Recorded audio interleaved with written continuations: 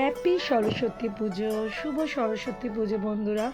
সরস্বতী পুজো তা এবারে একটু অন্যরকম টাইম নিয়ে পড়েছে। তো সন্ধেবেলায় ছোট ছেলেকে নিয়ে আমি বেরিয়ে পড়লাম ঠাকুর দেখার উদ্দেশ্যে। রওনা দিলাম।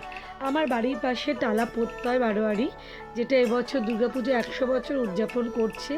সেই উপলক্ষে ওরা সমস্ত কিছুই পুজোগুলো মানে এই সরস্বতী পুজোতে অন্তত দেখলাম 100 বছর বড় করে করেছে। তো আমি এই ছেলেকে নিয়ে বেরিয়ে দুজনে মা বেটা সেজে গুজে একটা রিক্সা নিয়ে টালা প্রত্যয়ের সামনে গিয়ে নেমে পড়লাম। তো এখানে নেমেই প্রথমে আগে আমি একটা হোঁচট খেলাম, তারপর আমি পড়িনি, সেই হোঁচট খেয়ে সামলে নিয়ে সামনের দিকে যত সুন্দর সুন্দর প্রজাপতি যাচ্ছে তাদেরকে দেখতে দেখতে আমি আর আমার ছেলে এগিয়ে পড়লাম। ছেলে তো ছোট, এখন ক্লাস 5-এ পড়ে, 10+4। তার জন্য এখন আর ও সরস্বতী দেখছে না, ও এখন ওর মাকেই দেখছে। 10+ যখন হবে, মানে ক্লাসে 10+ হবে, 16-17 বছর হবে, তখনও এইসব সরস্বতীদের দেখবে। এবার গুটি গুটি পায়ে মা আর ছেলে এগিয়ে চলেছি সামনের দিকে।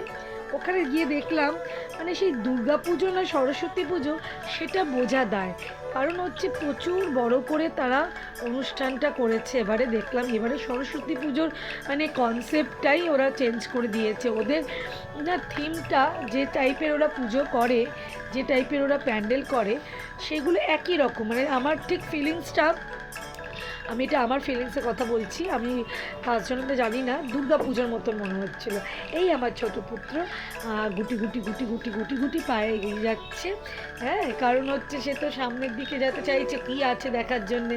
আর যদি বলছি একটু টাকা ছবি তুলবো, তো এই দুটো আঙুল তুলে যে এখনকার বাচ্চারা কী দেখায় আমি জানি না, তবে দেখায় সব বাচ্চারা, এতে ও তার থেকে আলাদা নয়।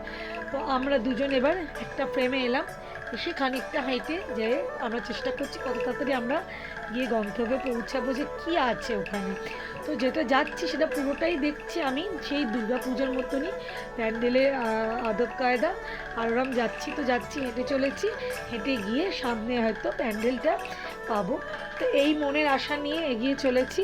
আর চতুর্দিকে সুন্দর সুন্দর মেয়েরা সব সেজে গুজে সেজেছে, খুব সেজেছে, সেজে গুজে তাদেরকেও একটু দেখছি, যাতে যাওয়ার পথটা আরও সোজা হয়ে যায়। ওদেরকে দেখতে দেখতে একটু সহজ লাগবে, একটু টাইমটা কেটে যাবে, অনেকটা লম্বা রাস্তা তো। তবে হ্যাঁ, ভালো লাগছিল ওদেরকে দেখতে। আর ভাবছিলাম যদি ওর বাবাও আসতো, এই বুড়ো বয়সে আমিও একটু সেজে আসতাম আর কি। আর একটু আজকে তো একটু সিম্পলই গেছিলাম। তো চলো আমরা আলটিমেটলি এসে গেলাম একদম প্যান্ডেলের সামনে। ভিড়টা একবার দেখো, শুধু ভিড়টা দেখো, তোমরা বুঝতে পারবে না কি এটা দুর্গা পুজো না সরস্বতী পুজো। মানে দুর্গা পুজোতে যেরকম ভিড় হয় সেম ভিড় হয়েছে একদম। আর সেম সেই উঁচে ওপরে যেমন এবারে প্যান্ডেলে ঠাকুর করেছিল, সে অনেকটা ওরকম মতন একটু মানে উঁচুতে উঠতে হয়। আমার মেয়ে দুপুরে গেছিলো, গিয়ে বলছিল আমার লাইভ মিউজিক হচ্ছে, হয়তো দুপুরের দিকে লাইভ মিউজিকটা হচ্ছিল, সন্ধ্যাবেলা আমি গিয়ে দেখতে পেলাম না লাইভ মিউজিকটা। বাট পুরো বড় জায়গাটা, আর ওই যে সামনেই মা সরস্বতী মানে বিনা হাতে যে কি অপূর্ব মূর্তিটা করেছে না, মানে কি বলবো, মানে না দেখলে না বিশ্বাস করবে না, অপূর্ব করেছে, জাস্ট ওয়াও করেছে মূর্তিটা। আমি মাকে বললাম মানে বিদ্যা কমল লোচনে বিশ্বরূপে বিশালাক্ষী বিদ্যাং দেহি নমস্তুতে। আমার মনে হয় আমি ছোটো থেকে শুনে শুনে একটু একটু মুখস্থ হয়েছে। তো মাকে বললাম, মা এবছর তো আমি পুজো করিনি বাড়িতে, কেন ছেলেমেয়েরা বড় হয়ে গেছে, তো ওরা সব যে যার কলেজ বন্ধুদের নিয়ে ঘুরে বেড়ায়, এই তালেই থাকে, ছোটোটাই একটু ছোট আছে, তা ওকে নিয়ে আমার একা পুজোর তালে থাকতে হবে। তাই এবছর থেকে বন্ধ করলাম, মা তোমার পুজোটা বাড়িতে এনে, কিন্তু তুমি আমার আশীর্বাদে হাতটা আমার 3 সন্তানের মাথায় রেখো, ওরা যেন লেখাপড়া করে মানুষের মতো মানুষ হতে পারে, ব্যাস এইটুকুই আমার তোমাকে বলা। যে তুমি আমার ওপর রুষ্ট হও না, আমি বহু বছর তোমার আরাধনা করেছি, বাট ওরা ফার্স্ট ইয়ার 11 হয়ে গেছে, তো ওদের বড় ছেলে মেয়ে দুটোর একটা আলাদাই বন্ধুবান্ধব হয়ে গেছে, ওরা বেরাবে ঘুরবে, এটা স্বাভাবিক, এটা আমরাও করেছি, তা আমাদের সময় আলাদা করেছি, এখন আলাদা।